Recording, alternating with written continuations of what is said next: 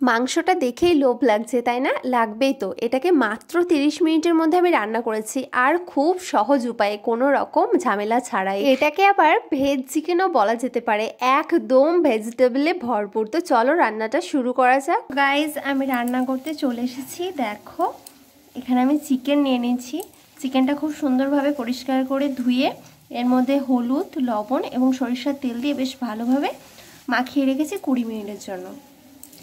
আর এখানে মশলা করে নিয়েছি আদা, রসুন, জিরে একটা পেস্ট বানিয়ে নিয়েছি। আর এখানে নিয়েছি ক্যাপসিকাম, টমেটো আর লঙ্কা। ক্যাপসিকামটা 2টো ক্যাপসিকাম দিয়েছি, আর এখানে একটা টমেটো দিয়েছি, আর লঙ্কা রয়েছে, আর বাদবাকি তো সবই আছে।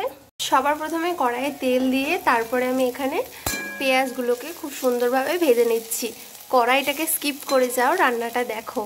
তো যাই হোক, তারপরে এর মধ্যে আর একটু বেশি করে তেল দিয়ে দিলাম, যেহেতু পরে আমি বেশি তেল অ্যাড করব না, তার জন্য এখনই যেটুকু দেওয়ার সেটুকু দিয়ে দিলাম।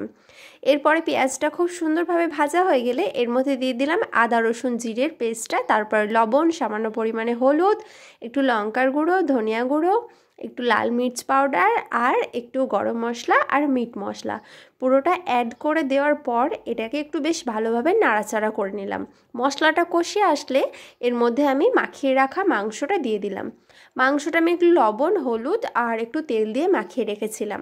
মাংসটা দেওয়ার পরে এটা খুব সুন্দরভাবে নাড়াচাড়া করে নিয়ে এর মধ্যে দিয়ে দিলাম কয়েকটা কাঁচা লঙ্কা দিয়ে বেশ মিনিট 15 মতো এটাকে ভালোভাবে কষিয়ে নিচ্ছি। চিকেনের জলেই কিন্তু চিকেনটা পুরো সিদ্ধ হয়ে যাবে। এবারে দিয়ে দিচ্ছি কুচনো টমেটোগুলো।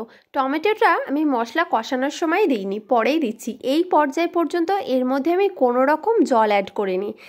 এরপরে এটাকে ভালোভাবে কষিয়ে নিতে নিতে এর মধ্যে থেকে অটোমেটিক অনেক জল বেরোচ্ছিল। টমেটোটা দেওয়ার পরে একটু বেশি জল বেরোচ্ছিল। তো তারপরে আমার মনে পড়লো আলু দেওয়া হয়নি। তো আলুটা যেহেতু ভেজেও নিইনি, কি করব ভেবে পাচ্ছিলাম না। তারপরে আমি আলুটাকে টুকরো টুকরো করে কেটে নিয়ে এর মধ্যেই, মানে কষানো মাংসের মধ্যে আমি দিয়ে দিলাম। মাংসটা অর্ধেক কষানো হয়েছিল, সেই পর্যায়ে আমি আলুগুলো দিয়ে দিলাম। এবার আলুগুলো দিয়েও বেশ ভালোভাবে নাড়িয়ে চাড়িয়ে মিনিট 10 মতো কষিয়ে নিলাম। কি সুন্দর দেখো জল বেরিয়ে গেছে। এটা কিন্তু মাংস আর আলুর জলের মধ্যে কোনো রকম আমি জল দিইনি। খুব ভালোভাবে কষানো হয়ে গেলে এবার আমি কেটে রাখা ক্যাপসিকামগুলো দিয়ে দিলাম। ক্যাপসিকাম দিয়েও বেশ ভালোভাবে নাড়াচাড়া করে নিয়ে আমি এর মধ্যে দিয়ে দিলাম জলটা দিয়ে তারপরে ঢাকনা চাপা দিয়ে এটা আমি আরও 10 থেকে 15 মিনিটের জন্য ফুটতে দিলাম।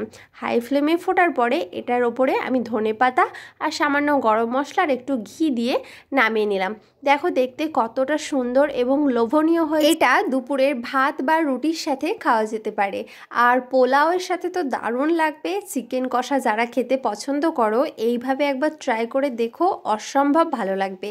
আর পারলে ক্যাপসিকাম আর টমেটো একটু বেশি করে দিও। তো যাই হোক, আজকের এই রান্নাটা তোমাদের কেমন লাগলো জানিও। ধন্যবাদ।